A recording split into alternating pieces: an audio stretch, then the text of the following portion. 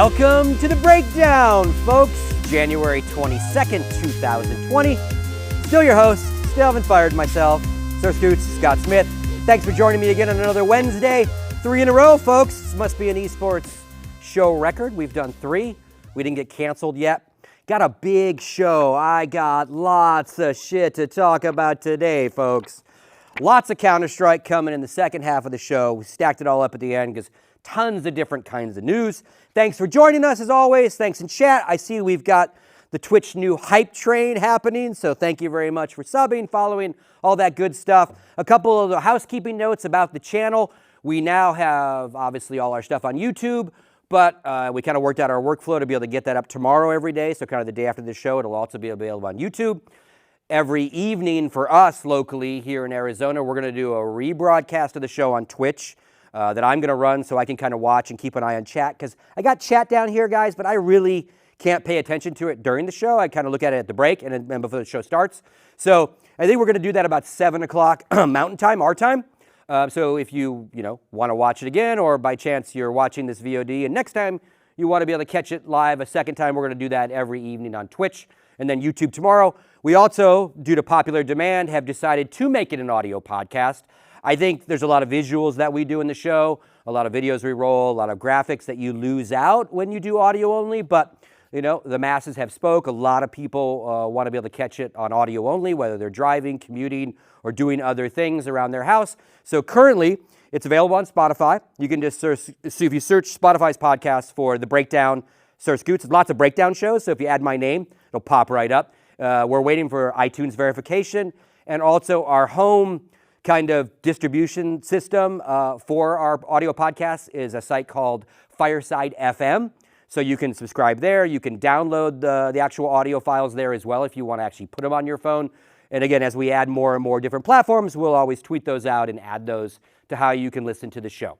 So there you have it. Everything you all have wanted, you're getting from us. Well, almost everything. I'm still here, right? So let's get into it. So first thing, one more reminder, we do have, if you're a first-time viewer, we have questions and answers that we do at the end of every show. So I will obviously be taking those. Jason's going to help me this time and actually ask those. So throughout the show, if you do want to ask us a question, make sure you highlight DM Peak in Twitch chat, and Tyler and the gang will grab that to formulate if it's a worthy question to ask me later. So there you have it. Let's get into it. You can see what's on the screen. Got to talk a lot about a little Overwatch stuff, right? Not going to spend too much time on Overwatch this week. We've definitely talked about it quite a bit, but we've got a little bit of spice we got to bring you up to speed on. So Pete Vaselica, who is the president CEO, Activision Blizzard Esports Leagues, and also the commissioner of the Overwatch League, and also an ex-Fox Sports guy, did a big, long interview last week, and we wanted to pull this quote out. And basically, he kind of says that it was the property's decision to part ways with some of their broadcasters. We've talked a lot in the last 2 shows about the talent that have not re-signed with Overwatch that are going to do other things, right? Starting with Monty, Puckett, Monty, Golden Boy, not really sure what he's doing, Malik, he's not involved anymore. So Doa, not involved anymore, or at least not on a full-time basis. So this quote kind of stuck out to us because immediately Monty jumped on it and, for lack of a better word, just flat out called him a liar, right? Which, we see some spicy shit in esports, right? Whether it's subtweeting or people taking little digs at each other. And Monty obviously has definitely been letting his opinion known since he's left Overwatch about a whole lot of stuff. And, he basically just calls him a liar. His point is all the casters that had left had been asked to return to the league, so it wasn't really the property's decision or the league's decision, if you will, to let them go, right? They all were asked back. Then it got into negotiations and all those kind of things, and one way or another, they all fell through, right? So Monty basically calling Pete a liar, which I thought was kind of spicy. It's definitely one of those he said things, right? We do know that Monty has said one of the reasons he left was creative differences.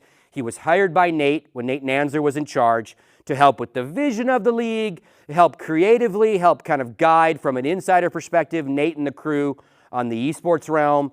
So he wasn't just an on-air, talent to be on the desk or to be casting.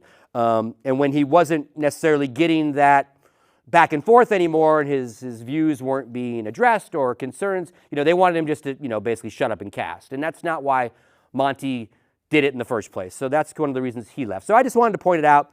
The saga of Overwatch League and talent continues.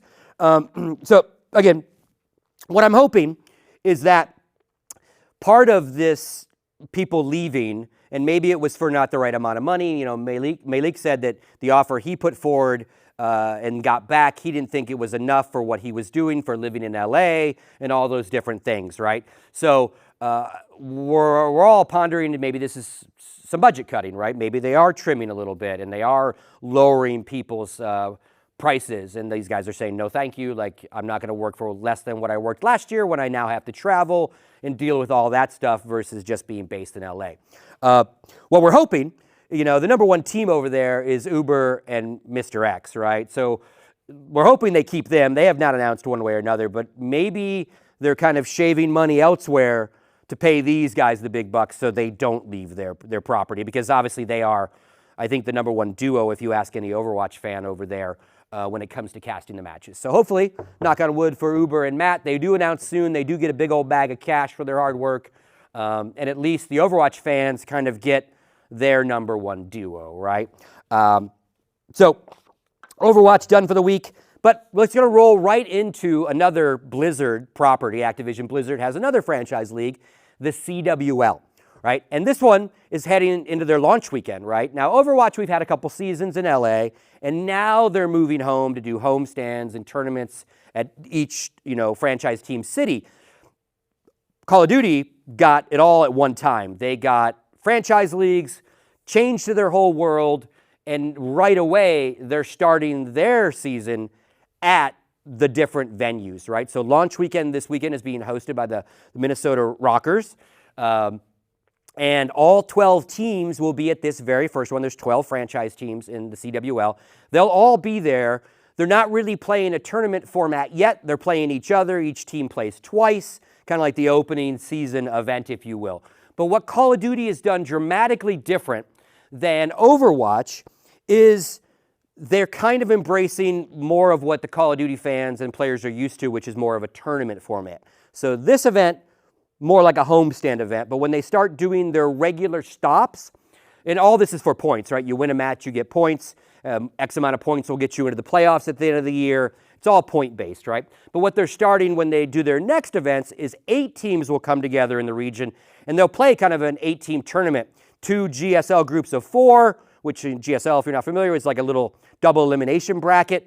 And it'll be more of a tournament structure. And again, the farther you get in those tournaments, the more points you gain. You still don't win a big trophy for winning one of these stops. It still all leads to the big prize, which is winning the league. But it's more of what the Call of Duty fans are used to. It's more of what the players are used to, right? These aren't just kind of show matchy like Overwatch is and like even the first week is. They all kind of have meaning, right? And you play towards a victory that weekend, right? So again, a little bit more of at least Activision Blizzard leaning into what the community is already used to versus very dramatically different in Overwatch, because Overwatch didn't have a really huge scene before they closed it, then they opened it back up. So it's just kind of interesting, a tale of two leagues, right? Tickets are still available, by the way. We looked the other day just to see what prices are. There are still tickets available. If you are in that area, you want to go to the Armory and check out a historic first Call of Duty, CDL event. Definitely worth checking out. Other pieces of good news out of that. I'm not always an asshole. I'm not always mean. I'm not always yelling at shit. I think some really good news, much along the way of we hope that Uber and Mr. X sign for the Overwatch League. We got announcements this week about some of their talent, right? Clint, our boy Maven. I aspired to be as sexy and as bald as Maven. Maven and Merc are a duo. They have announced that they're coming back, so that's very, very big and very cool. Fan favorites, very spicy, very opinionated. Love Maven. Clint's great. Merc, obviously great as well. I think Maven's a little more saucy. And then on top of that, also today, or it might have even been last night, Momo and Miles announced that they're also coming back, another casting duo. So that's awesome for the Call of Duty fans. They're kind of getting their voices. Not all the same voices are coming back. Some of the hosts aren't coming back. Jess, the interviewer, is not coming back. So there have been some changes on their talent side, but like these core guys are kind of locking back in. And I thought when I was writing it down, I'm like, they all start with M. That's kind of interesting. Maven, Merc, Momo, Miles. I don't know. I just thought that was kind of interesting. And also, Clint tweeted that it was a goal for him to end up on a segment of the breakdown. Clint, dreams do come true if you work hard, boy. There's your segment. Now, don't fuck up all year and you might not end up here. But if you fuck up, I'll have to talk about you again. So this also led me to, I've been, I keep an eye on a lot of subreddits, especially now that I'm doing the show, just to kind of get other people's opinion, those that are more involved in the esport, right? And we often talk about the competitive Overwatch subreddit and, baby's first esport or whatever you want to call it. They're very, I think, they wave the pom-poms no matter what, hence the fire meme. And then I spent some time in the Call of Duty subreddit. It's night and day, right? Like if you go read Overwatch's subreddit, competitive Overwatch, they have two. It's very much 90% awesome, great. Yeah, not a big, like very positive shine, very like Blizzard, Activision can do no wrong. This is awesome. You go to Call of Duty subreddit, the competitive one, far more opinionated, far more spicy, because again, they have decade plus of this game being an open esport as well, right? And this dramatically changes their world in some regards. So it's kind of the tale of two subreddits, but the same overall company, Activision Blizzard, because they don't hold back. They're more like the subreddits we're used to. We're like, fuck this, fuck franchise, oh, that's cool to see Maven, but fuck this, it's very spicy different. So if you get a chance, go check out those two subreddits. But I think it's actually really neat, they're very different products, very different audiences, right? And I think I think I said this when the Call of Duty one was officially announced. I think as the two products go, if you're going to franchise, you're going to lock it in, you're going to do these things, I actually think Call of Duty has a better chance of like a long-term survivability and growth because the game is refreshed on a regular basis. Sure, this game right now, tons of problems. Pros are complaining about stuff. Regular players are complaining about stuff in the game itself. But I think it lends more to a city-based thing. Overwatch numbers are not necessarily growing as a player base. Call of Duty, franchise-wise, as a game, has been around a lot longer. The city model might work better. They're already used to LAN events and going to different places. So it'll be very interesting to see as both these sides start doing their homestands and their tournaments in these cities, how well they're attended, how well, on social media they react to it. What Call of Duty is also doing, I don't think the very first event, but they also have a whole challenger level, I think it's called challenger level, right below the pros where they're going to do LAN tournaments, right? Much like you're used to that MLG used to run as part of the big show. I don't think it works where a challenger team wins their open bracket match and gets in with the pros. Like that's how it used to work. You could actually get into the big boys show. I think it's cut off there, because franchises versus not. But the local Call of Duty teams, the people that still want to travel that aren't franchise teams, have a tournament structure still in place for them to go win stuff, get streamed, all those kind of things. And that is essential, right? I know Overwatch has contenders, but it's not treated the same way, right? In the sense of LAN events, because that's your next set of pros that you lean into if you're one of these franchise teams. Some of the franchise teams are running some of these open teams as kind of academy teams, if you will. So I think that just helps that game sustain momentum, keeps the tier 2 and tier 3 players happy and growing towards something instead of just hoping someone recruits them for tier 1. So again, tale of two franchise leagues. Very, very interesting stuff. All right, next up.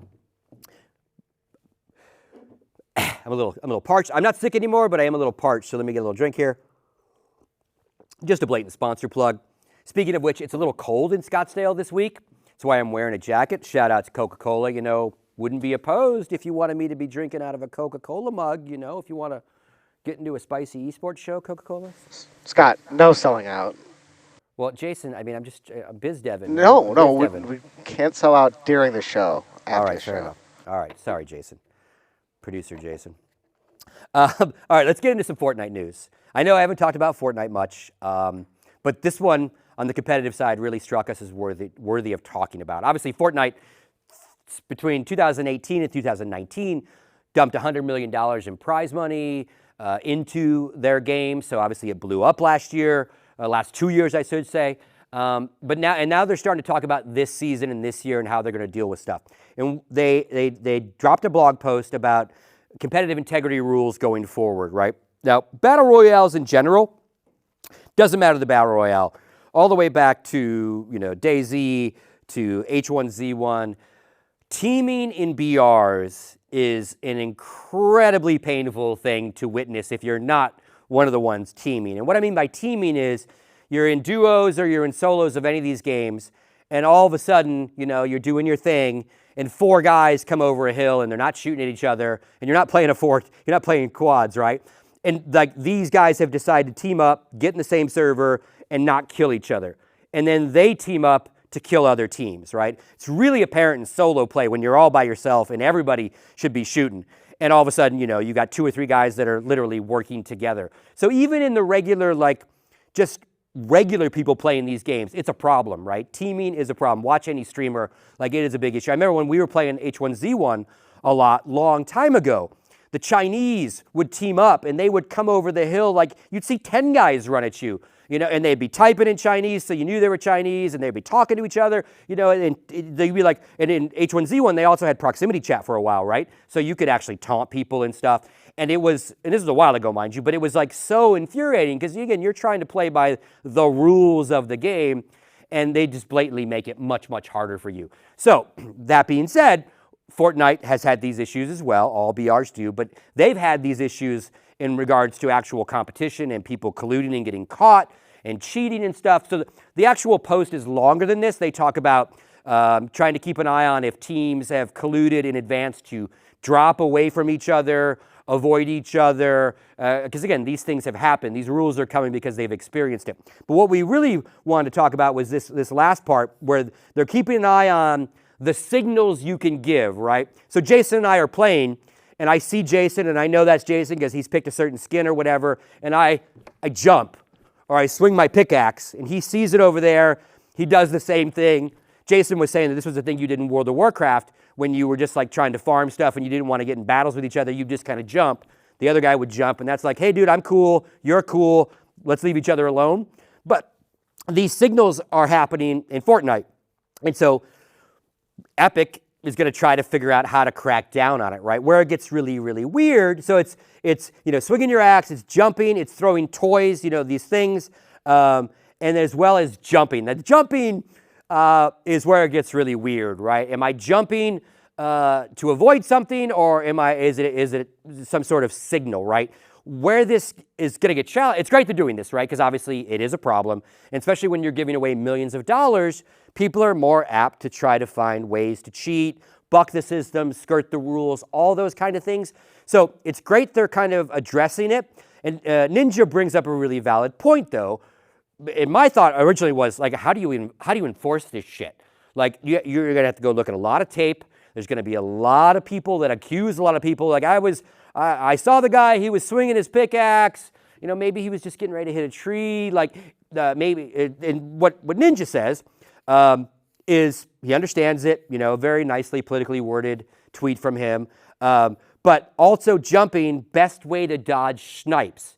And again, you'll see that if you watch these guys, they jump a lot. They're jumping as they move somewhere else because, again, if someone is trying to lock in on them, it just makes it a little harder. So it's going to be interesting for Epic on what their investigative process is going to be to determine it, right? And if you do get caught, you're going to get sanctioned, you'll lose points, and all these kind of things. But it's something we're going to keep an eye on and see who starts getting busted.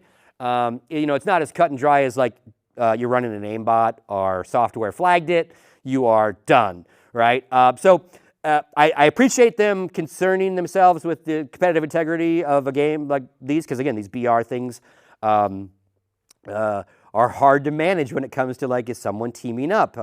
So we'll see how they do it. Good tweet on Ninja, I think, to kind of do both sides of it, right? I get it, I understand it, but at the same time, what about this? He's not just brown-nosing them. Also in Ninja news, which I thought was kind of neat, they gave Ninja a skin, right? Now, you can like Ninja, you can hate Ninja. I've known Tyler since he was a pro Halo player, same with Jess when she was back then in the day, bumped into these guys at MLGs. So, I don't know Ninja, the famous guy that's on Fallon and doing, New Year's Eve stuff. So I think it's really, really cool. I would say that nobody has put their game, especially in the mainstream, like Ninja has. So I think it's really neat that they've nodded and given him a skin. It looks like him. It's got some nice interactive elements. He's got his headband, and I believe as you get kills, the headband grows. The different skins do different things as you kill people. So I just think it's, does he need to make any more money? Probably not. I'm sure he gets a cut of his skin. But I just think that's a nice nod for Epic to a guy that really has championed them for a very long time. And I hope we see more of that. Some gamers are fickle and they'll play a game while it's hot and then they'll just move on. He has obviously played other games as well, but he's obviously embraced Fortnite as a very big game for him. And I think it's a nice nod back from Epic. Like, yes, he's become a millionaire because of Fortnite as well. He blew up because of the game. So it goes both ways. But I just thought it was a neat thing to see Ninja get some kind of in-game love. So that's kind of cool. And then what I'm also wondering, and we don't know yet, I was even researching this morning, I'm really curious as to what Fortnite does this year for prize purse, right? They, like I said earlier in the show, they came out swinging in 2018 saying, we're dumping $100 million. And I think I tweeted at the end of 2018, I'm like, if they give away everything they say they're going to give away between what they did in 18 and what they say they're going to do in 19, they'll top the esports earning chart. They will topple Dota as the #1 esport when it comes to prize money. And they did all that, right? And plus they give away V-Bucks. They give away a ton of in-game stuff that's not even really included in that $100 million. But now I'm curious. They did it. They got the shine. They got the PR. They are the #1 esport in that sense for prize money the last couple of years. What are they going to do this year? Are they going to maintain that? Are they going to think like, no, we already did it. We got our marketing spend. I mean, they have lots of money, so it's not a money issue. But I wonder if they'll rein that back or if they'll do more or the same. It's very, very interesting because I think in that game, unlike more of our traditional esports like Dota, Counter-Strike, League of Legends, where salary automatically is pretty good and prize money is kind of that cherry on the cake, I think for a lot of Fortniters, that prize money is the thing they chase. They might not get that much from their team because, again, there's not that much exposure in that sense like there is every week in Counter-Strike. There's big tournaments, big stages, all that. So I wonder if that prize money is more important to the economics to be a player in Fortnite. So I'm really interested to kind of see what they do with it. I hope they don't go, 10 million this year, because it'll be like, wait a minute. Now, if they cut back a little bit, it probably makes sense. But yeah, I just wonder. I wonder what they'll do. It's just, I don't know. Hopefully, we're just now into 2019. They're starting to announce these different rule changes, et cetera. So I imagine fairly soon they're going to tell us more about what their year of esports is going to be like all the way through. That's kind of the basics of some of the general news. A few other little bits before we go to break. I just want to point out LCS starts this weekend. So again, I'm not a huge League of Legends fan when it comes to the game itself. I love the production value of LCS and LEC. The fun stuff they have, the side content they make. So they start back up. Everyone's coming out of break, which is awesome. Everyone gets a holiday break. And so that'll be neat. And then also, again, too late for the news, but Rainbow Six did announce kind of a little bit of their world for this year. $3 million prize purse for their pro league. That's a bump for Rainbow Six. Rainbow Six is finding its place in esports. Good production value on that as well. So it'll be interesting to watch that, see how that progresses. But $3 million, nothing to shake your fists at. So that's kind of nice to see on Rainbow Six's side. We're going to take a break, but we come back. The rest of this, all Counter-Strike news, boys and girls. Lots of Counter-Strike news. Get yourself a drink, go to the bathroom. See you after the break.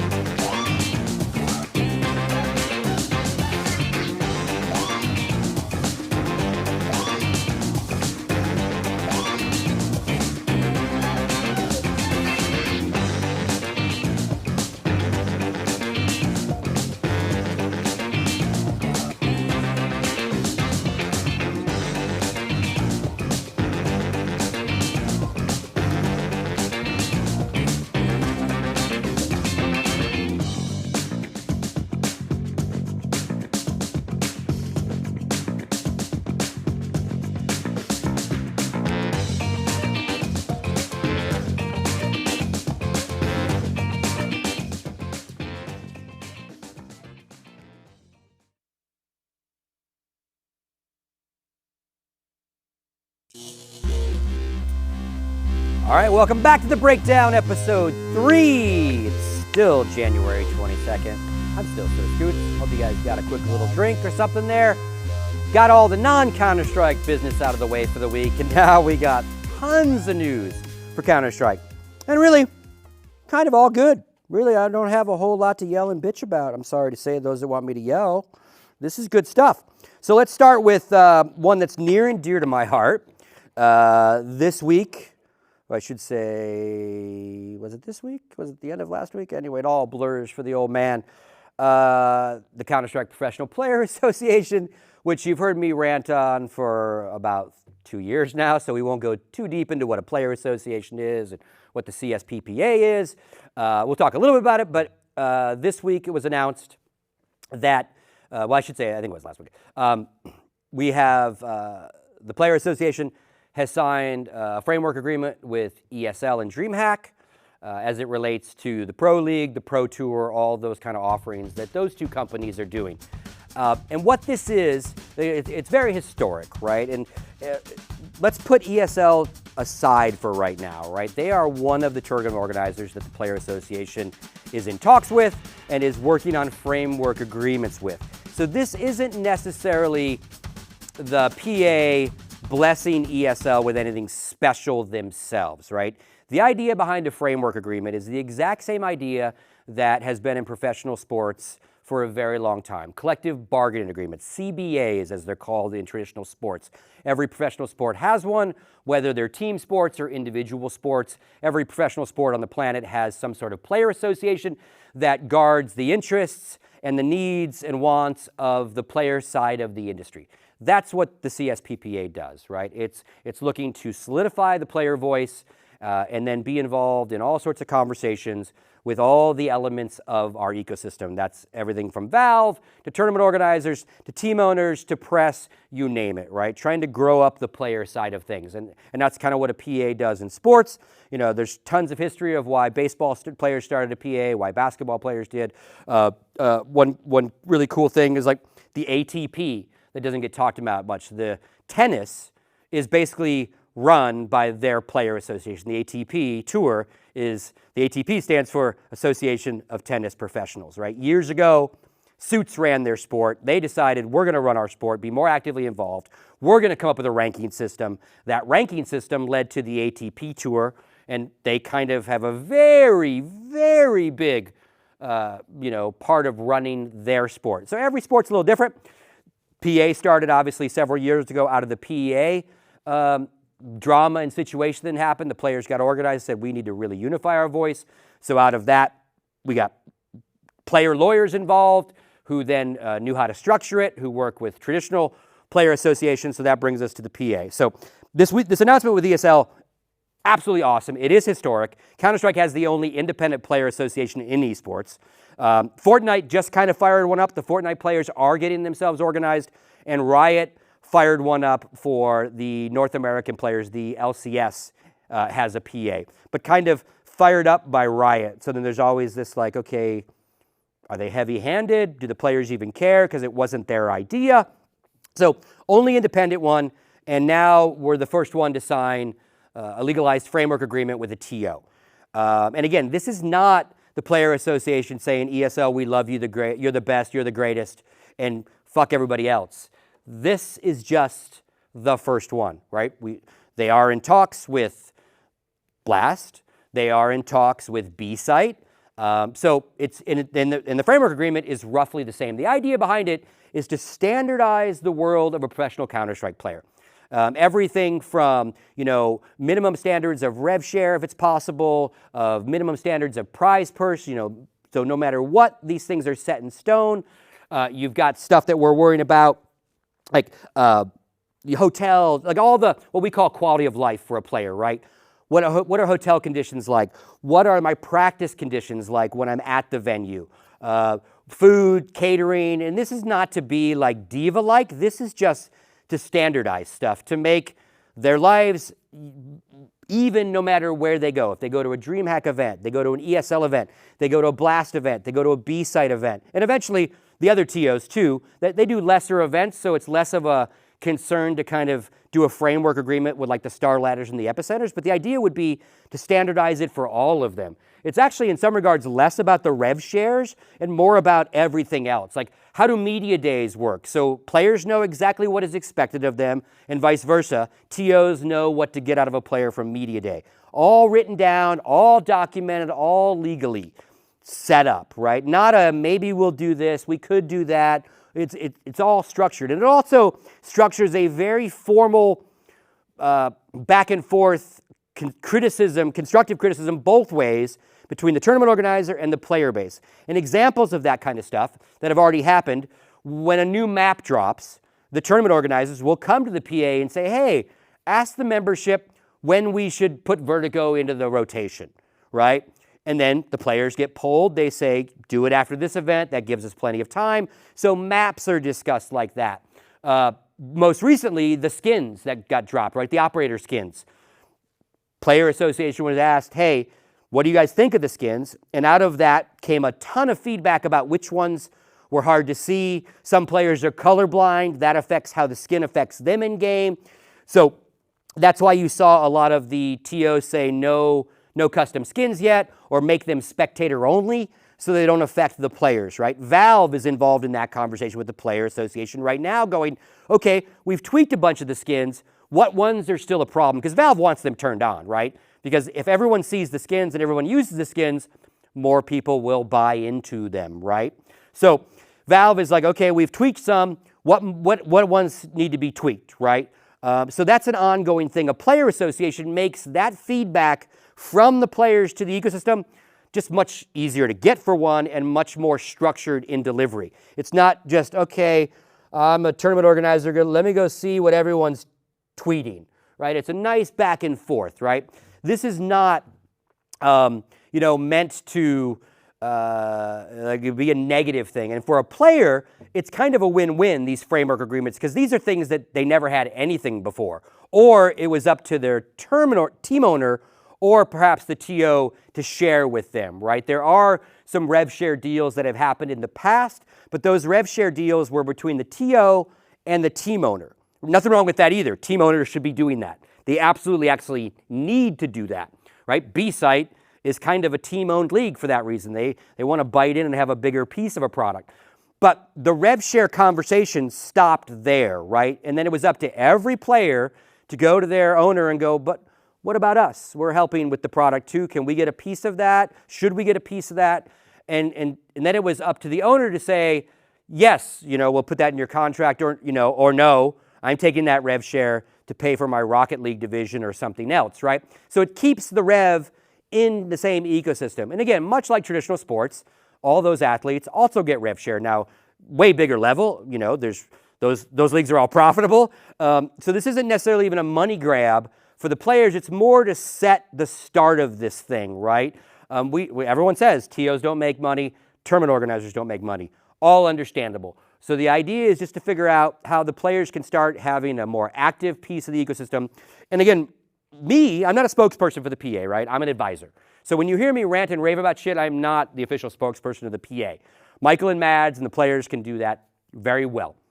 But one of my thoughts, and when I talk to team owners about it, because again, Counter-Strike players get paid very well.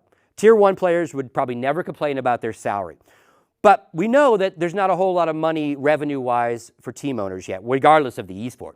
Counter-Strike is expensive on the labor side. Players' salaries are good. They travel a lot. I think they earn that money. But it's a big labor chunk in their budget, right? So my long-term thinking of these kind of things, and when I'm talking to team owners, I'm like, this is not players being selfish and wanting more money, but we're setting the groundwork for, just like team owners need different revenue streams to be successful, a TO needs different revenue streams to be successful, a player needs different revenue streams to be successful, just like in professional sports. So my long-term thinking on something like this, when you start talking about rev shares, is we get to a point where the rev share is not a few $1,000s, but it's tens of thousands of dollars per players that participate.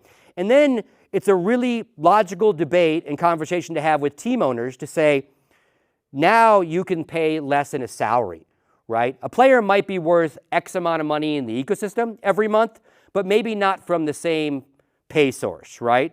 And it's also when we start talking about standardizing contracts where buyouts get normalized and maybe some of these players can get some of their image rights and likeness rights back in certain segments, not everything, because obviously a team owner needs stuff to sell and merchandise and market.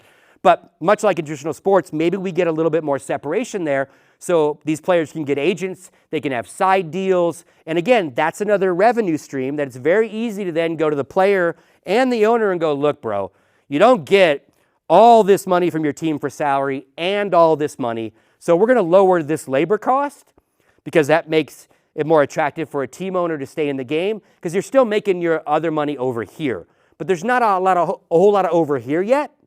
Again, these are things that take years, rinsing contract cycles, talking to team owners, talking to TOs, and try to fix it. So again, very, very legendary agreement. They're called CBAs in pro sports, and we're going to roll you through a few of those.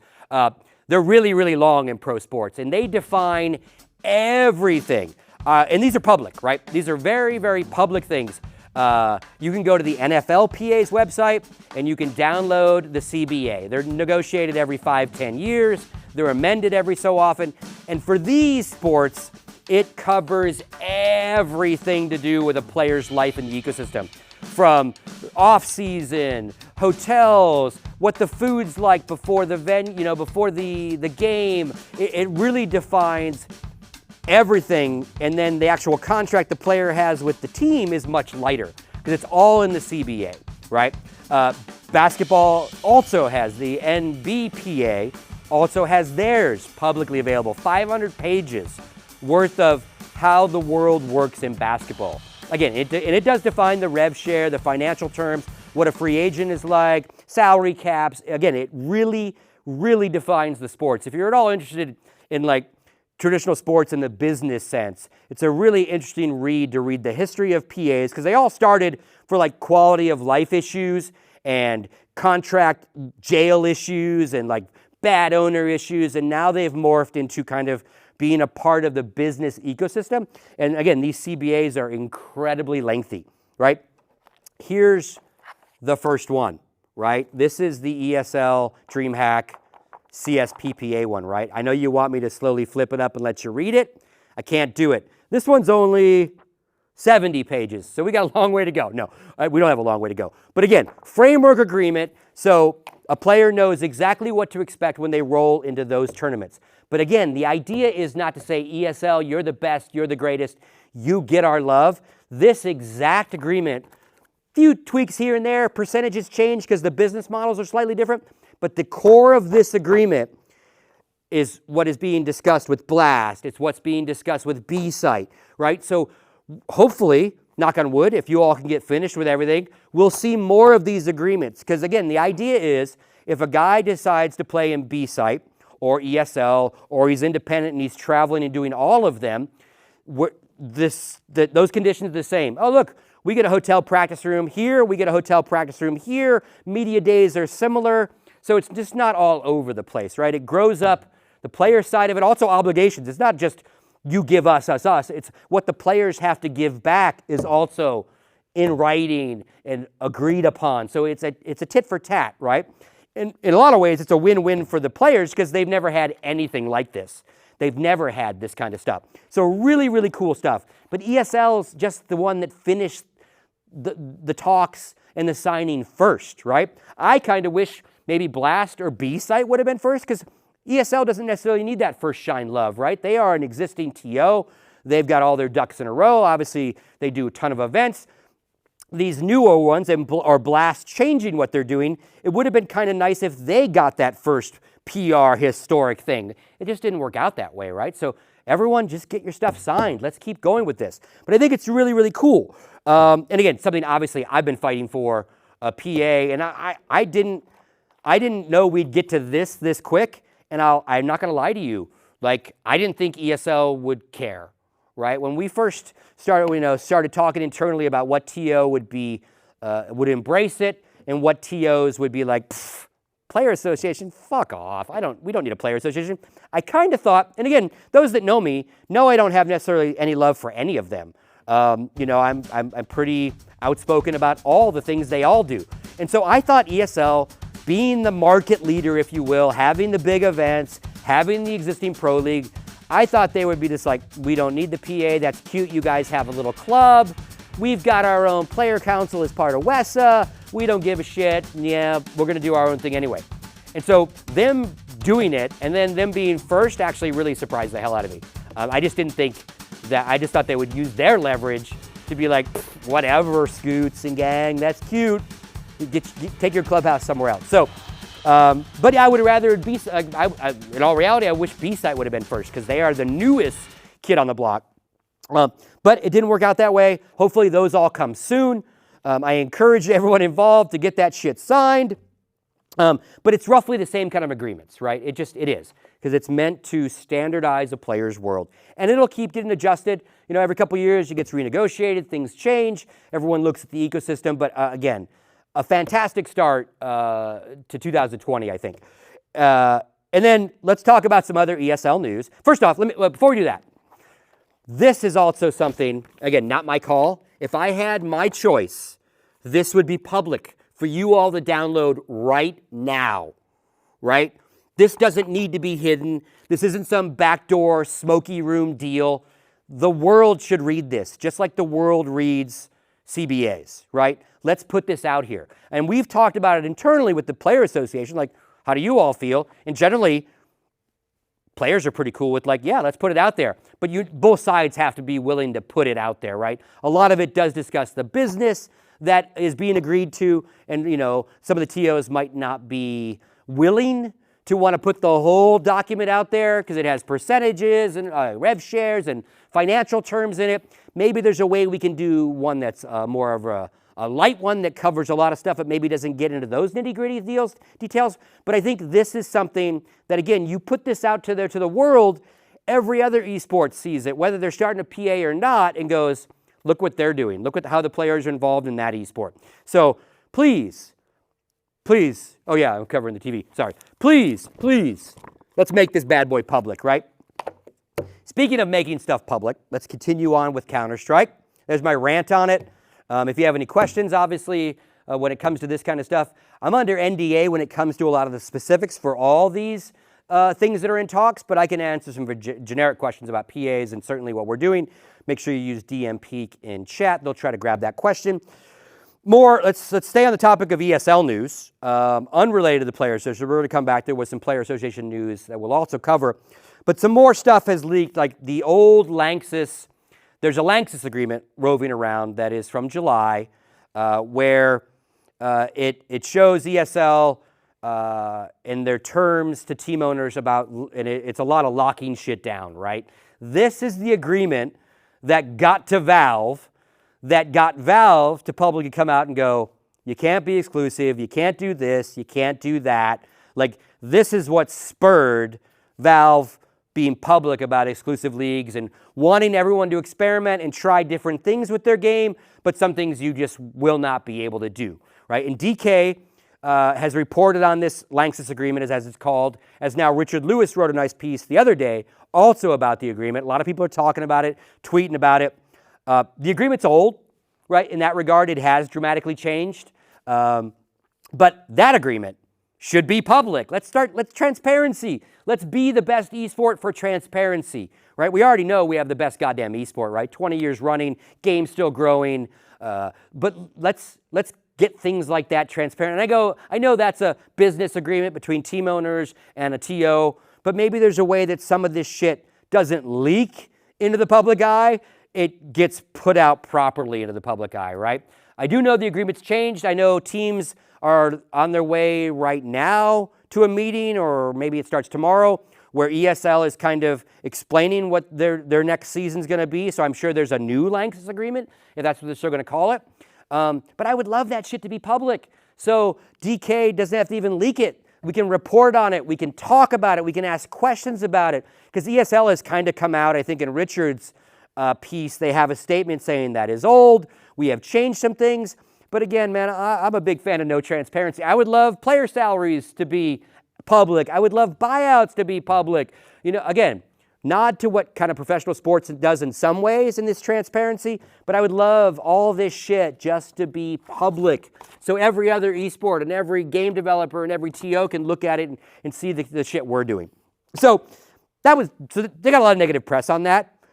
They probably, I don't know, should maybe come out and maybe give us a new agreement and show us how much it's not like everyone thinks it is. So they also, again, not to rip on them, they also, it was announced this week that there was an ongoing negotiation. Term sheet was announced, I think in September, that there was a deal being brokered between Huya, Huya, MTG, the parent company of ESL, and ESL. Huya is a big streaming platform in China. Excuse me, my throat's a little dry. Let me catch up. And it was, they were buying and spending, they were buying a piece of ESL basically to get the rights to broadcast ESL's content in China. And that was reported to be like a $38 million deal. That is now off the table. We don't know which side took it off the table, whether, the investors said, nope, not going to give money to ESL, or if ESL and MTG said, nope, the deal's changed, we don't want it. We don't know the details of it, but it did cause MTG's stock price to dip a little bit. I guess it's kind of growing back up today and yesterday. But again, not necessarily the greatest news for ESL. They have said they did make a statement on it and said that it will not affect any of ESL's operations in 2020. In 2020. If it wasn't going to affect their operations at all, maybe they would just have not put the date, right? So then it makes me go, oh, I wonder what's going to change there. Not necessarily as it relates to Counter-Strike and this stuff, but just in general for ESL as a company, what were they going to spend with that money? What were they going to do with that money? What does it mean now for them? So I'm sure more news will come, but again, kind of a couple bad stories for ESL. First, the Lanxess agreement is getting torn apart, and rightly or wrongly. I don't know how much of that stuff is still accurate because I haven't seen the new one. I know a lot of it went away because Valve said, you can't do this. Again, transparency, give us some detail. Let us know what that really means. That would be awesome for us. And then back to the CS PPA. We're done with ESL for a little while. We also had kind of a staffing announcement. We officially announced Mads Oland and Michael Doi. They've already had these jobs. Mads has been acting CEO and Michael has been acting COO as per the board, has put them in those positions, but they've been pro bonoing it and kind of working on their own dime. That's changing a little bit now that we're growing up and getting a little bigger, better as a PA. So Mads has now officially been hired to be the CEO, and Mads comes from about 25 years of fighting for player rights in Denmark. He's an ex-actually football player who then worked for the Player Association in Denmark, helped form that. He's on the FIFA Pro board. FIFA Pro is the player associations of the player associations that are involved in the FIFA product, right? And he represents the Danish side of that. Again, player associations. Doesn't work for FIFA. That would be bad, right? If you work for FIFA, he's on the opposite side of FIFA, so that's good. So these guys, and same with Michael, has worked with that organization for quite a while. Danish esports athletes. These are the guys that volunteered to help figure out how you build a player association in esports, how you legalize it. And again, they come from decades of worrying about player-athlete issues. So it translates, right? They're player guys. Now they're esports player guys. So very, very cool. And then on top of that, there's our board members, but we kind of are solidifying how the board works and how the actual PA works with our articles of incorporation and stuff like that, which again, also hoping to make public eventually, so they're very transparent what a PA does.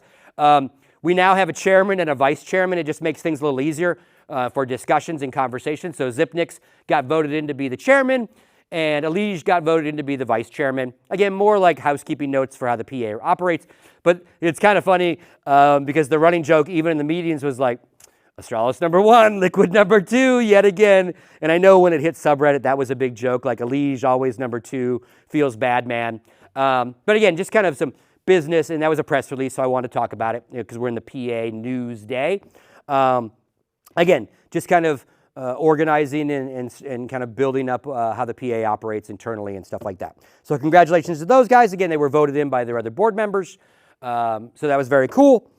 And I think that's kind of it when it comes to that part of Counter-Strike news. Now let's get into Counter-Strike major news. Counter-Strike major news. Need some sort of Do. Nice, nice. So Valve has announced some changes to how the majors feed into the next major, a dramatic change to the Legend and Challenger system. So starting in the fall major, we don't know who has the fall major. We know ESL Rio is our spring major coming up, our next major. And basically how it used to work, if you're not familiar, is top 8 at the last major is a legend for the next major, which means you skip a whole lot of matches and a whole lot of possible elimination time. You don't have to qualify, you're in. You're basically invited to the next major. And then below that was the challenger system that was similar to that, right? Now we've got a minor system that feeds part of challenger, but that's changed again, right? And the ongoing complaint that a lot of us have had, the system worked when it was 3 majors a year, right? Because it was roughly every 3 or 4 months, you were rewarding those that did well the last major. Makes sense when the majors are pretty close together, right? But now they are very far apart. So it doesn't make sense that what you did 6 months ago, or maybe in some of these longer than 6 months ago, you get rewarded again. You might have the core of your, there were rules, core of the roster, those kind of things, but you're still, even if you kept all 5 guys, you could be a dramatically different team skill-wise than you were at the last major, right? So that all goes away. You're not getting a free ride anymore. And now what they're doing is they're going to take and build a ranking system off of the major before it. So for this one, Rio, and then 2 more events, either existing or new, that now TOs are RFPing to either submit their existing event to be one of these qualified events or a new event. And the idea is the ranking of all 3 leads to a point system that then, after that second freestanding event, major event 1, event 2, then the top 8 become legends for the major. And then the second 8 become challengers. And then this minor qualification system will fill in the rest.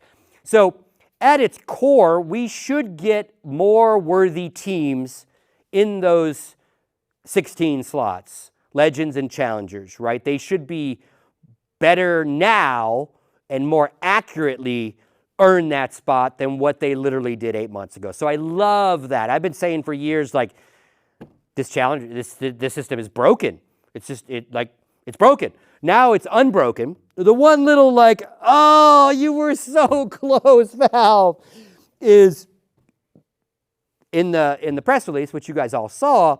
They've said the window for these other 2 events are to be July to September. Now, back to the Player Association, yay PA.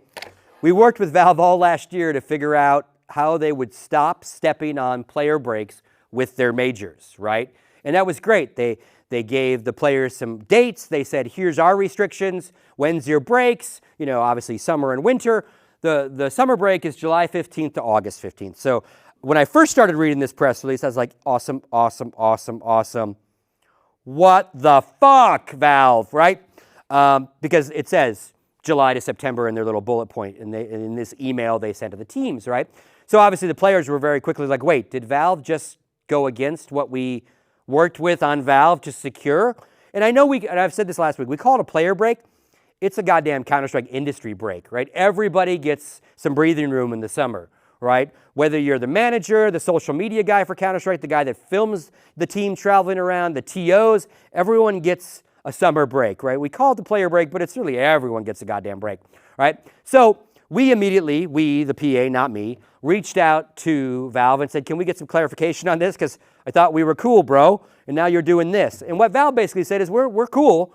We are assuming, which is always scary, you know what happens when you assume, but Valve's stance is, we put that as the window, but we also assume that all our tier one TOs will respect the player break like they're supposed to, right? So they're not going to change it and lock it down. they're just hoping that the TOs that have all basically already agreed that the player break is important to everybody, that they won't magically put an event in the middle of the player break because it actually hurts their event. Less teams might go. But again, you dangle that major carrot and teams will lean towards the major and lean towards not getting a break. So we're hoping that, again, all the TOs do respect it. Agreements like this, like that's in here. ESL and Dreamhack have to respect the player break, right? So B-Site, Blast, everybody you hope gets one of these with their name on it. And now we've legally, via a framework document, all decided to respect these breaks, right? Summer and winter. So we'll see how that plays out. Maybe Valve will, in their mind, maybe not in public, say it's really July 1 to July 15th and August 15th to September. But maybe if they get an RFP from a TO that is in the middle of the player break, maybe they use their leverage to say, love your event, love the idea, bad date, right? But I don't think they're going to publicly come out and change the requirements. Keep in mind, they didn't make a public post on this anyway. This was an email sent to tournament organizers that then the press grabbed, right? So this wasn't a blog post that Counter-Strike put out there. So again, just hoping that all the TOs respect it and let everyone get a break. It makes it a little harder. Maybe we do one of these things right. But the problem, again, you want these things to happen bam, bam, bam, because again, that ranking point leads to the better teams getting ranked properly and all those things. But maybe one happens before the break and the other one happens after the break, and then away you go. Or I'm sure it'll keep being adjusted, right? Because it'll now be the system for Valve, right? So this fall major will have the same thing. They'll probably have 2 events that then those points and the 2 other events will lead into the next major, right? We'll see how it turns out. What else are we going to talk about? Let's talk about Half-Life TV a little bit. It's good news. Where's my phone? I want my phone.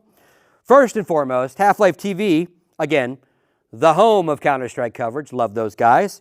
I always say Half-Life TV. I know it's HLTV. It's just been ingrained in my life forever that it's Half-Life TV to me. HLTV, they have an app. Let's pull that app up. I have the app open right here. They have announced an app. So they're obviously already the greatest site to go to for anything Counter-Strike, right? Now they have an app, all right? You got news, matches, events, ranking. I'm looking at the rankings right here.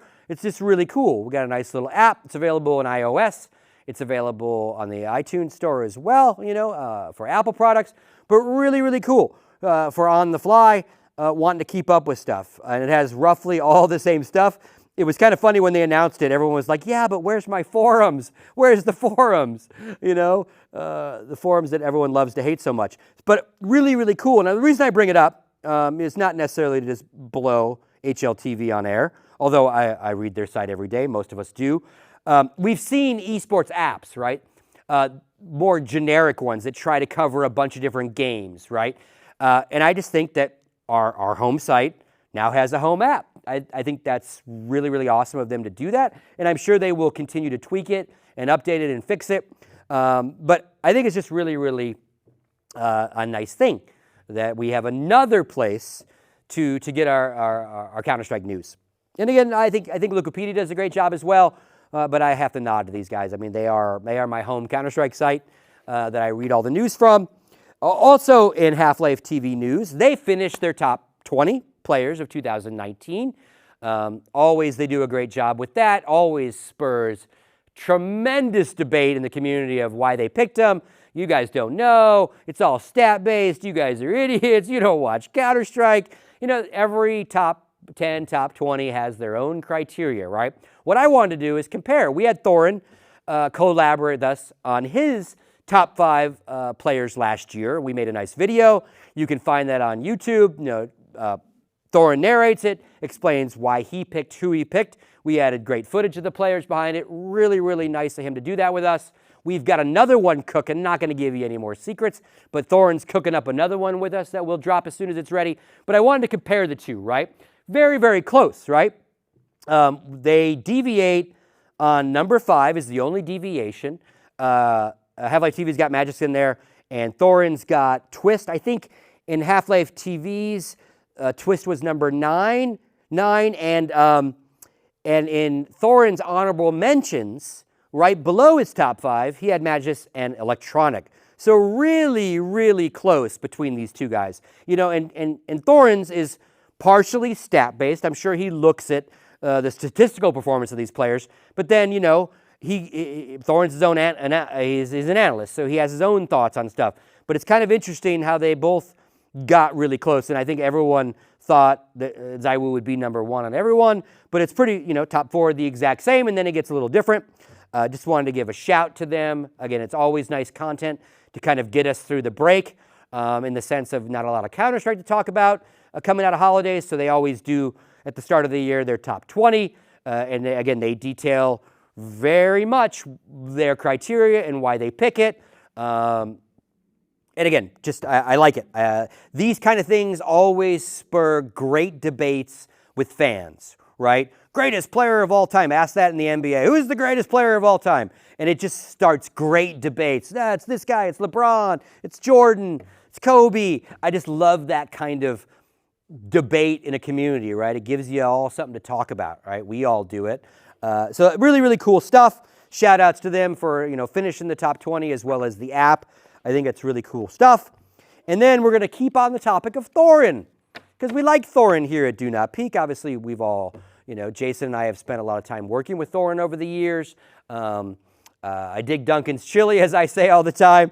And Thorin had a big announcement. He did a big video as well. But basically, he has let it be known, I am working with the project codename B-Site, both as on-air talent and as the creative director. On-air talent, that's a given. Hiring Thorin to be on your analyst desk, smart move.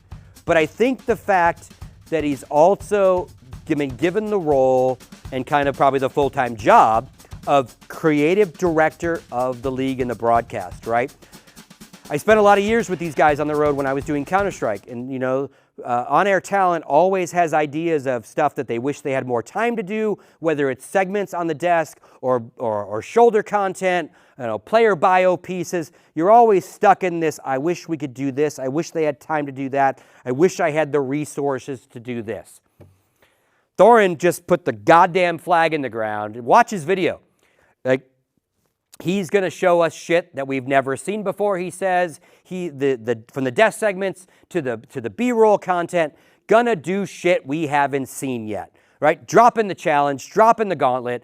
Really, really excited to see what a Thorin can do with a big production budget, right? Because again, B-Site's coming, gonna be good production. It's now been reported by DK that ECS is kind of morph, and ECS goes away, face its product, and so they will be the production arm, I imagine, of B-Site. And just on the topic of B-Site, it's a placeholder name, right? It's their code name for when they were getting this project off the ground. It's not the name of the league. They'll have some real name. I wish they would get that out here so we stop calling it B-Site, because you read any news on B-Site, which again, very exciting to see. I like competition in our space. I want ESL to have competition with their leagues. And so I love the idea of Blast coming in to do events and this B-Site thing morphing into something that might, again, the more they all do it, the more they look at each other and go, oh, fuck, they did that really well. We should steal that idea. PGL was the first one to really give us a better in-game kind of HUD during competitions, right? To redo the HUD in a cool way. Those guys now work for ESL, but I like, because innovation breeds competition, breeds a better product for all of us, right? Fans, pundits, etc. So, you know, very excited for B-Site. You know, again, I'm not in the ESL camp. I want B-Site to sign their agreement. I want Blast to sign their agreement, because again, I'm not a fan of lock it down, sell it for millions of dollars to X amount of teams and they own the whole thing. I know these leagues have member teams where they're going to kind of lean towards one league or the other. That's not the same as what Overwatch is doing, not the same as what LCS is like. So competition, again, breeds better products. So I really am excited to see what Thorin does with the budget and a company like B-Site kind of wrapping their arms around his vision, his idea. Now, also with Thorin's announcement, a couple weeks ago, after Monty announced that he was no longer going to do the Overwatch League, there was a bunch of, hey man, come to CS, come to CS. And he tweeted like, yeah, CS is my favorite game. Maybe I will come. Monty and Duncan are really good friends, right? This league, I believe, is going to run out of LA. So I imagine Duncan will come over for the stretch of the league. And Monty hasn't said anything yet, and I don't know, but like maybe we see Monty involved in Counter-Strike this year, and maybe it is with B-Site. Maybe they get to be spicy meatballs together on a desk. I mean, could you imagine Monty on a desk with Thorin? Like, that would be some really cool fucking shit. That would be different, especially if they're allowed to be themselves, right? One of the reasons Monty says he left Overwatch is he didn't have creative control anymore. No one was listening to him anymore. This is Thorin saying, I'm the man, I'm in charge of this shit, just fucking wait. I can't wait, Duncan. I can't wait. I know Jason and I were talking about like, oh fuck, what are they bringing, right? Because we're excited for that shit. So that's really, really cool. And again, I hope we see Monty in Counter-Strike. I think that would be, that would add to the spicy meatball. That might be how B-Site decides to differentiate themselves as a league in the sense of their production value. So very, very cool stuff. Continuing on in Counter-Strike news, Blast. Big announcement today. They've had another announcement earlier where they explained how they've changed their format. The best of ones go away. 3 matches at once go away. A more traditional kind of an E-League system where X amount of teams at each event play a tournament. So they've already shifted everything we kind of disliked about them and ranted and raved about last year. They've shifted to kind of a more traditional competitive model that we're used to. That is awesome, Blast. Thank you, Blast. Sign your agreement, Blast. Let's get yours done too, right? I'm going to keep harping on that. But they announced their talent. This is a great route. This is a great fucking lineup. The biggest thing I wanted to point out is we talked about last week, Semler has said he's no longer doing Overwatch, and we were all, everyone in the industry, we memed it. Is he coming back to Counter-Strike? Is he going to do Counter-Strike? What's he going to do with his life? Here he is. Now, this is just the announcement for the London event, right? But he's hosting the desk in London. We've got, obviously, all great talent. You see them all. You know them all. Great stuff. They've definitely decided to go with a slightly different route than they did the last Blast events prior. Excuse me. I've got a little tick in my throat. I'm going to drink again. These are all great people, right? Now, they need less casters because they're doing less matches at once. So you only see a couple casting pairs. That makes sense. But again, this is not a slight at all to anybody on this list, right? These are all top-notch. They've all earned their stripes one way or another, whether it's analysis or James interviewing. Semler, I think, will be an amazing desk host. He knows the game really well. He's also has years of doing on-air content. Because again, even before Go, like he was part of the Too Good crew that ran the goddamn show, or whatever the hell it was called back then. So he's used to like managing desks and organizing conversations, and that's a host's job is to corral your analysts and make them look good, hit them with good poignant questions, move the topics along. He'll be fine with that. But when I saw this, I was just like, all right, Semler, all right, great, Chad, all these guys, great people, right? Some of these people, yeah, Thorin, right? Thorin, huge detractor when it came to the Blastosis stuff, right, last year. But they hired him, right? He's outspoken. They don't give a fuck. You know, obviously they've squashed whatever beef. And I think Thorin's criticism was less about the Blast format and more about how Astralis might be taking time off and focusing on Blast-only events, and that hurts the competitive integrity of events that Astralis decides not to go to, as well as it hurts the legacy of Astralis as a team during that stretch of time, right? Less about Blast as a company and as a tournament organizer. So whatever beef they might have had, squashed. You see him, he's on there, he's doing it. That's great. But then I went, fuck, where's Frankie? Where's Potter? Where's Maniac, right? And again, this is not a slight to who is there, but more of a, where'd these guys go? And again, I don't know why. Maybe it was money. Maybe it didn't work out financially. Maybe these people that I just mentioned said no. They were asked. They said no. I have no idea. But I really like seeing Frankie at events. I think she adds a different flavor. She obviously has become a student of the game, great host, great interviewer. And again, not a slight to these folks at all. And Potter and Maniac were kind of standards on their analyst desk. Again, don't know why they're not there. And again, this is just London. So maybe just a conflict in schedules and they couldn't do London. Frankie lives in London though. So I'm like, but James lives in London. It's not against James. James lives in London too. But I liked that variety, right? And maybe Blast was like, we used up-and-comers. Maniac's maybe less of an up-and-comer. But maybe we want to go grab the big guys, right? And this is no offense to Frankie, Potter, and Maniac. But maybe in their minds, they wanted to elevate to the tier ones in their minds, right? I think Potter has come an amazing long way from her start to the last one she did with Maui Snake and Thorin, right? And Maniac's great. I think he's great at what he does. Pimp did a lot of, I think, Blast last year. I don't see Pimp. And again, don't know why, but I was just always like, I know you can't have all of them, right? There are budgets. But I was like, oh, where'd these guys go? So, yeah, we'll have to play that by ear and see, if this is their crew going forward for all the events or just London. But again, with good, there's always like, oh, what happened to them? I like them too. Maybe it's just a problem that Counter-Strike has an overabundance of badass talent, right? Good problem to have, I guess, but just had us questioning when the news broke this morning. I do like that they changed their format. It's more of a standardized tournament that we're used to, so bravo to you, Blast, for that. I've had face-to-face, I went to Miami, had face-to-face conversations with these guys like, you got to change this. Like, this sucks, man. And they did, so that's awesome. More Counter-Strike news. We're not done. We're already over an hour. Sorry, everybody. I knew this one would be a little long. Dignitas. Big. Now, I wanted to do the joke where I was like, no. Wrong logo. Jason said no to that. Where's no. A different, no. So Dignitas announced, we knew they were coming.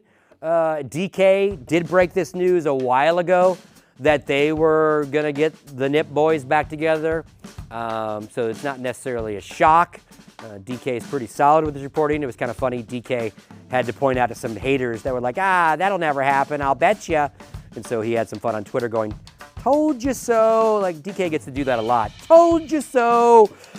So the news is the core of NIP is back, and Fifth Lauren is back as coach, right? They have recruited these guys.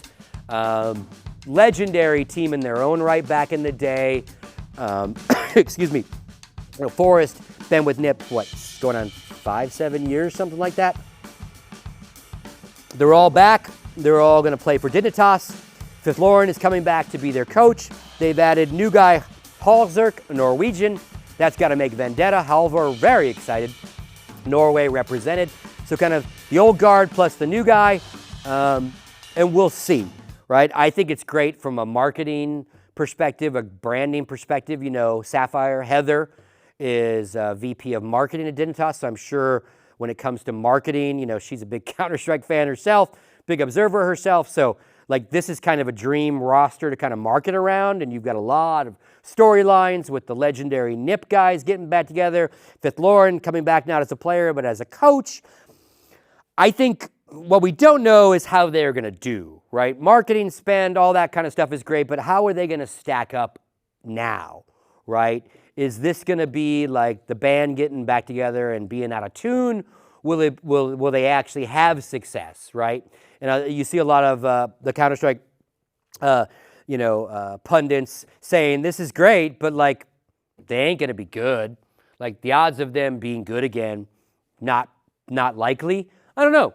We'll see, right? And then the other side says, well, maybe this is the exact motivation they needed to find their mojo again, and they will rise. And now I'm a marketing guy, right? They will rise from the ashes and be great once again. I don't know. I think it's great to see them still playing. I think you're going to see guys like Thorin going, yeah, they're just collecting checks. We'll see if they actually can compete again. This team is also one of the rumored teams to be part of the B-Site League. So now we know at least that roster. We don't have any official B-side teams announced, but they are always reported as one of the ones that is part of the project. So maybe that's exactly why they went after this roster, was to get in that project, get the nostalgia thing going, get the easy marketing of legends returning to the game together, and fuck Nip, we're out. We're out of, obviously Nip had a whole bunch of negative press last year. Fifth Lauren decided to just go to town on them, as others did.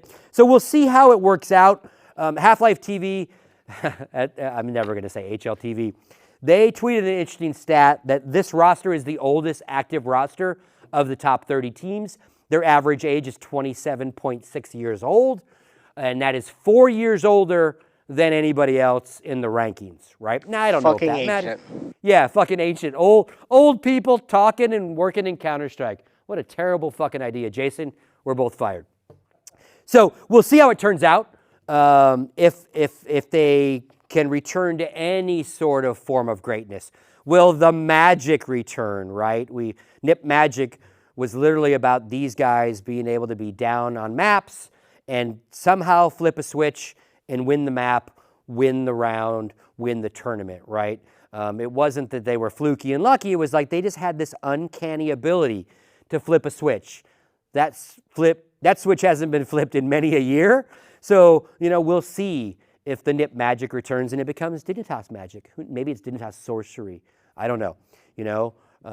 In Magic, they often have a familiar that might be an owl. So, in Harry Potter land. So, we'll see. It'll definitely be one we're all going to keep an eye on. Great to see the guys back, obviously. Get Right had said, I'm not retiring. I'm still looking. I'm still available. So now he's got a new home. But I'm guarded at myself, and I'm not a big analyst like some of these guys. I'm guarded as to how they'll actually perform against the big boys. So time will tell. There's your Dignitas news for the day. We're not done. We're getting close, folks. We're almost done. One more piece of Counter-Strike news. Dreamhack. Want to talk about it for a couple reasons. A, they did announce who their talent is, and this is our first LAN of the season. Not all the big boys will be there team-wise, so here's their talent announcement. And again, there's Potter, there's Maniac, and some, we get to see, props to Scrawny and Landers. Those guys have elevated not only how they do, but they're getting a lot more gigs, deservedly so. That's a great duo. We got Vince, we got Pimp. Now, this was intriguing. Vince and Pimp. Pimp's going to cast, maybe, right? Normally, it's a Dust and Vince duo lately, but we see Pimp kind of sneaking in there. So it'll be interesting to see how that works as a casting guy. Obviously, he's an ex-pro player. It should translate. He should be able to do color to Vince's play-by-play. Shouldn't be an issue. But normally, we see Pimp in an analyst desk role. So that's kind of intriguing. Now, there's Potter and Maniac and Freya. Freya does a lot of stuff for the Face It stuff and starting to do a lot more. Also a great new talent. Also a student of the game. So great to see her hosting a desk. But these events don't overlap. So it doesn't necessarily, the logic isn't Potter and Maniac are not in London with Blast because they're doing this. They are a week apart. So we'll see. Also, it is our first big event for some teams that are going to show up. It's only an 8-team tournament, I believe, but we're going to get to see complexity on LAN now, right? This new complexity roster. We're going to, MIBR, obviously, we're going to see them back, but you've got Gen G showing up, Endpoint now, North, yes. I'm a lion. and Furia. So, again, we get some LAN play again, right? It's only 8 teams. It's Dreamhack Open, Anaheim. No, I'm sorry. No, wait. This is wrong. This is Dreamhack Open. This says Anaheim. This is actually London. No, wait. Is it Anaheim? No, it's Leipzig. Leipzig is this event. So that graphic's wrong. I think the text graphic part's wrong, but these are the teams that are being Leipzig. Coming up weekend out. No, this weekend. This weekend is Dreamhack. Next weekend after that is Blast. So vacation's over for everybody. Jason. Yeah. LAN tournament starts right up. So I'm really excited to see how Complexity does on LAN. Lots of roster shakeups. Let's see if the Juggernaut can do it on LAN. And obviously, Gen G is a brand new corporate team to us. Players aren't necessarily brand new. So we'll see how that works. Wanted to give them some love as we start getting into LAN season. It's very, very exciting stuff.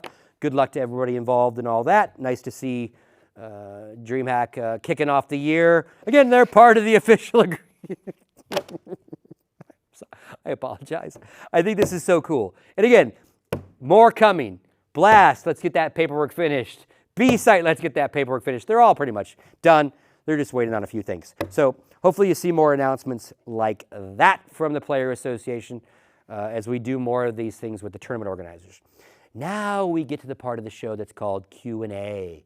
And we're going to do it a little different this time because we found it was really annoying for you and for me to try to pick these questions on the fly myself and oh, that's a good question, that's a bad question. Okay, so that graphic was wrong. I'm being told that Leipzig is big, North, Renegades, VP, Heroic, Mad Lions, and C9 and Sprout. A guy in chat is saying that. I don't know if that's accurate. So then my take would be, okay, we get to see North. We get to see North. We're going to get to see Mad Lions, and we get to see Cloud9's new roster. So we get to see some different teams first. I will be firing our production graphics department for that mistake. So we still get to see some new teams kind of in play. Interesting to see how that is. Now, when I mentioned complexity, they are part of the Blast circuit, so we are going to see that new roster, but not till Blast. Thank you, chat, for telling us. Be very interesting to see how the new C9 roster, the old ATK roster, performs, right? Now let's get into Q&A. This new segment, we've got a new guy who's going to kind of be the interviewer. I don't know if you know who he is. He's going to walk me through the questions. Production room, Jason, what do you got for me, brah? First of all, I'm going to mute the speakers. There we go. Now I'm not speech jammed. This is great production all the way across. First question, where do you see Rocket League esports going in 2020? Ooh, I think it'll continue to grow. Again, not one that I watch very often, but I tune into their final stuff because I like to see production value stuff, right? And they had some really good LAN events last year to end the year. Well attended. Epic moments for victory. You know, it is an exciting thing to watch, and in some regards, it's really easy to watch, even if you don't play Rocket League, right? It's guys with cars doing really crazy fucking shit in the air, generally, and scoring, right? So it's one of those esports that translates to a newbie audience, and then once you learn the nuances of how hard it is of what they're doing, you get even a more appreciation. But they had some really, really exciting moments this year, and they're now owned by Epic, right? Psyonix got bought by Epic. So it'll be very interesting to see how the Epic engine wraps their arms around, you know, again, big in Fortnite. What will they do to help Psyonix kind of to that next level, prize purse-wise, production value-wise, etc. But I think we'll see more growth. I think you'll see more cool events, more well-attended events, you know, fan-wise, and hopefully more prize money, more things that keep the player base interested. And again, any good esport needs a good game underneath it that has growing player base. So they need to keep doing that. They need to keep growing the game. But again, I think I see good things. I see continued rise on that game still. You know, like I'm the mad money guy going, I need buttons and it's an upsell. I don't fucking know. But I think that'll continue to do well. And hopefully if Epic helps them financially, marketing-wise, not only the game, but the esports side of it, that'll help both sides of it as well. But time will tell, right? What else you got for me, brother? No buttons for you. Next, no buttons allowed? Darth Mike asks, you touched on this, but does the CSPPA agreement have any language that to define compensation or control for player image rights as it applies to TOs promoting events? Yeah, actually, it's all in the works as well, right? Because in professional sports, you have a very well-defined separation of image rights and usage of that. Player associations in the traditional world have what they call the collective rights of the players, right? So those are all things that we're aiming towards as well. Again, lots of stuff that's NDA'd, I can't talk in detail, but it's obviously all part of a bigger picture, right? And what I mean by collective player rights is, you know, when you sign with a team, and even in traditional sports, when you sign with a team, you give X amount of your likeness and your image rights to that team to be able to go market, right? In traditional sports, it's even more defined than our world and less in our world. and more open to a player being able to have his own shoe deals, his own whatever deals, right? But and then teams can use you to sell season tickets, and you have to lean into their sponsors to help with those kind of things. But it's far more defined in that world than ours, but it's also 50 to 100 years of defining these things in traditional sports. And, some of these PAs are, very, very old, and they've been working these things. So loosely, yes, those things are all discussed. And what a collective, a good example that I can use that covers both. If you take a sports video game, Madden, we'll use Madden as an example, right? Or even the NBA 2K games, right? The way it works in traditional sports is as part of being a part of the association, you get signed to be an NFL player. You're magically in the NFL PA. It's part of the job. You're in, right? That's your qualification. Qualification of Counter-Strike is less. The players want up-and-coming kids that aren't Tier 1 pros to have the benefits of legal assistance and all those kind of things. So the barrier of entry of a pro in Counter-Strike is you're negotiating some sort of contract that does pay you, makes you a pro, and then we'll kind of start helping you. So the way collective rights, back to the NFL, the NFLPA has the collective bargaining rights for all the players. Collective, not one guy, not two guys, the collective. And every PA specifies in their CBA what the collective means when it starts talking about merchandising and marketing rights. They're showing the PA stuff again.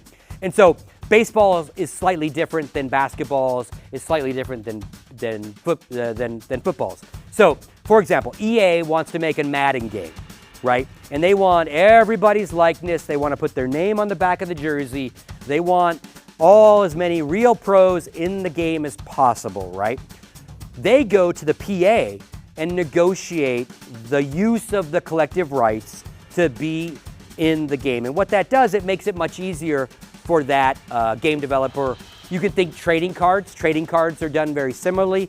Obviously, trading cards aren't maybe as important as they used to be, but same kind of thing. So the PA negotiates for the collective, 200 guys, 100 guys, whatever it happens to be. And what that solves for in EA is they don't have to necessarily start with going to every single player individually and saying, we want to put you in the game, we want to put you in the game, we want to put you in the game, we want to put you in the game. When it starts talking about players on the cover and stuff like that, that's slightly different exposure. But we're talking about kind of the generic use of the collective, right? Trading cards is an even better example because everyone's cards are very similar. And what that does is it makes it easier, right? You can deal with the collective. They can come to terms. The players still have to vote and agree on these things, right? Even in the PAs of traditional sports. And then that game company goes to one place to get the player stuff. And a player can say, nope, I opt out. You're not putting me in. I don't fucking care. Or you're not putting me on the cover. Like if you put me on the cover, that's superstitiously bad luck in these games. Like I'm going to break an ankle if I'm on your cover. So they can always opt out, but it makes that process really easy to start. So the game developer goes to the PA of the game, for the game, whatever sport, gets that collective going, and then they have to go to the team owners and the league to get the league logos, to get all the team logos, to get the team colors, to get the Dallas Cowboys star, to use the stadiums. Those are all separate negotiations. So I know long-winded answer to your question. Those kind of things are all part of something like this, right? For us, it's very much a work in progress because you can't go from 0 to 60 on something like that. It all has to slowly go. Again, the NBA one is 500 pages, right? But to answer your question, yeah, it's all kind of part of it, is figuring out where it makes sense to separate what a team can use, what a player can use, and then what a TO can use of both of those things, right? But yeah, it's all kind of the growing up of this. What was that, Jason? You got any more questions for me? Oh, okay. I'm sorry, I couldn't hear you. No more questions. That's going to do it for the question segment. Thank you very much. Now we're going to get into one last little thing. Help wanted, folks. We are hiring here at Do Not Peak Entertainment in Scottsdale, Arizona. All right. So first off, I wanted to plug we are hiring. We're looking to hire a social media and graphic design person, one person that has a skill set in both because they go hand in hand. If we need you to tweet something out, if you're also the guy that can create that little graphic, make that little thing, then it's two birds, one stone. It's not two full-time 40-hour jobs and asking you to work 80 hours. We're looking for an individual that is good in both. You know all the tools of the trade when it comes to social media. You know how to get into search engines, what the best things are to tweet, hashtags, using Hootsuite or whatever program, all those kind of things. There's a skill set there, right? And then on top of that, we need someone that's pretty good with graphic design, so you're kind of self-sufficient when you need to make content for our social. But then that graphic design person will also help make some of the stuff you're looking at today, right?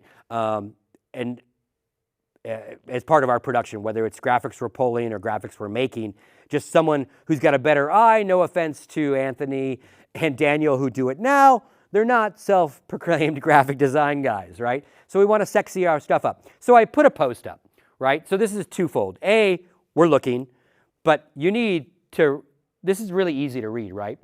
Must be fluent in all things social media.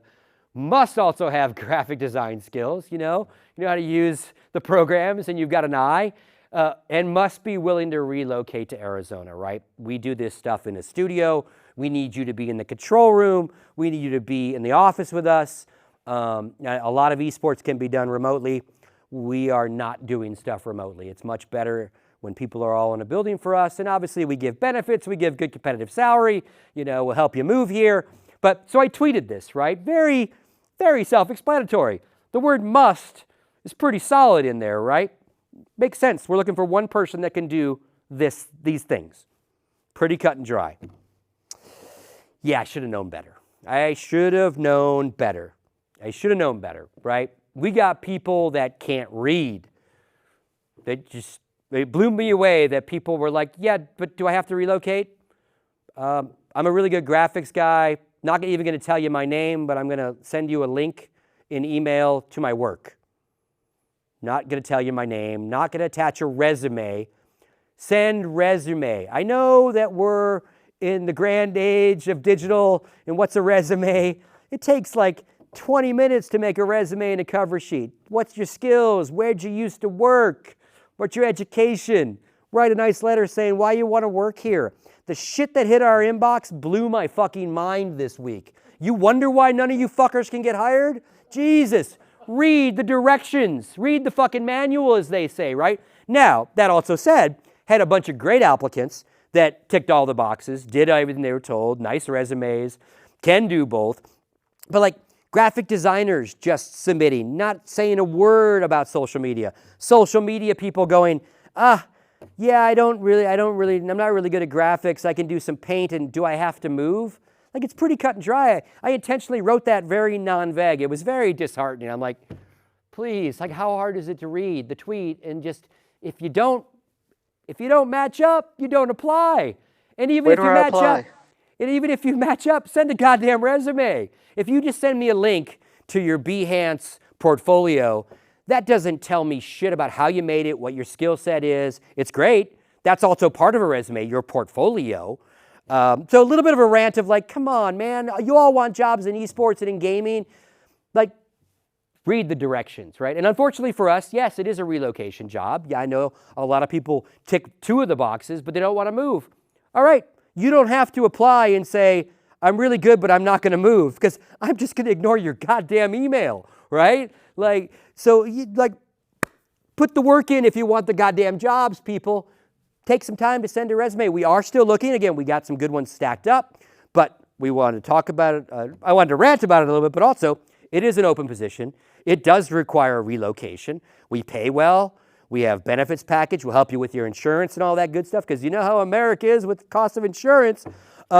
So yeah, a little bit of a rant, but also we are hiring. So if you do check all those boxes and you are interested in relocating to Arizona, drop us a resume. Tell us a little about yourself, right? We're going to get back to everyone who followed the rules and probably ignored those that didn't, just to spite them a little bit. We're a little pissed off. Like, how can... I had to go read my tweet. I'm like, how is this not, like, plain as day? Anyway, that's it. That's roughly the show for the week. That's the one thing I got mad about all week, right? Very positive show. Very excited about stuff. Great stuff Counter-Strike-wise. Obviously, we're getting back into the year. We're ready to rock and roll. One little housekeeping note. No show next week. I am going on vacation to be trained to be a Sith Lord. I'm going to Disney World. Fucking going to Disney World, bitches. Woot woot.